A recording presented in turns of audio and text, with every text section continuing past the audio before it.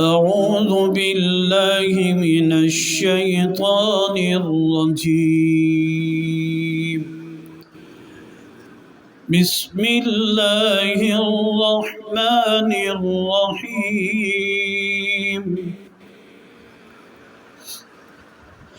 قل يا أيها الكافرون لا أعبد ما تعبدون ولا أنتم عابدون ما أعبد ولا أنا عابد ما عبدتم ولا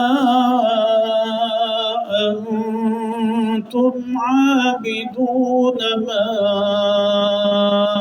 أعبد لكم دينكم ولي دين. صدق الله العظيم.